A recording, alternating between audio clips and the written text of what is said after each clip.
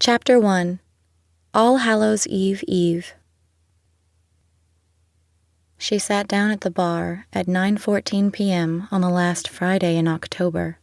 A tall woman with large hazel eyes, a long nose, a chiseled chin, paper white skin, and thick black hair. She wore an ecru shirt topped by an olive green jacket. "I need some liquid courage," she said. "You've come to the right place." I plunked down our scary October cocktail menu. The problem is, I can't drink alcohol. Doesn't mix with my meds. Got you covered. I turned over the cocktail menu to the mocktail side. The list was equally as long. I'm afraid you'll have to provide the courage yourself.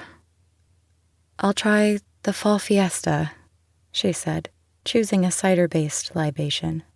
"Coming up." It was Halloween weekend, and the Battened Hatch was crazy busy. The Adirondack town of Tranquility went all out for the holiday. In fact, it had been named Best Halloween Town by an upscale travel magazine. Folks flooded in. The Visitors Bureau concentrated on events for kids, parades, daytime trick-or-treating on Main Street, scavenger hunts. If you wanted witchy doings, you still had to head for Salem, Massachusetts. Or parties here to which I was not invited. "Visiting for the holiday?" I asked, setting down the drink. "Would you like to see a food menu?"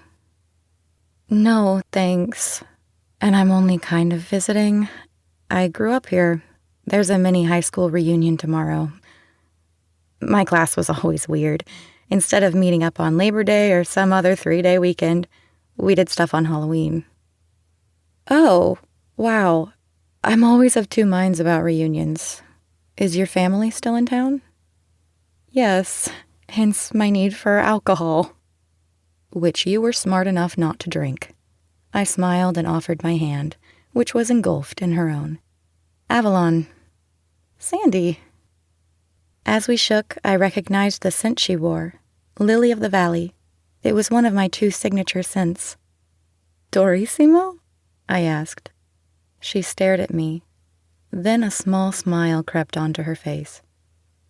"How did you know?" Certainly no one would accuse me of knowing my designer perfumes, but I did recognize this one.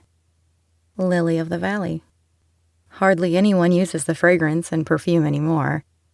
It was in our backyard growing up. In the spring we had a volleyball net up.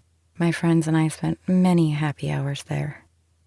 It was in the garden behind my Mormer's brownstone in Brooklyn. They were planted closest to the house, in the shade. Every year, my grandmother spoke of how it grew outside the family homesteads in Tennessee and small in Sweden. She's gone now. That whole generation is. But it makes me feel close to her, even for a while. "It reminds me of the happy parts of growing up," Sandy said. We took a second to smile. It was then I noticed a pin she was wearing, a small pink flower with a scroll that said Sensitive Badass. "Double clicks," I said, nodding at it. "You know the band?" "Yeah, that's a good song. Who these days doesn't feel like a badass, albeit a sensitive one?" "You got that right." "Let me know if you need anything else," I said, pulling myself back to work. Drink orders were stacking up. Halloween is a big creative cocktail holiday, unlike, say, Easter, when mimosas are your best bet.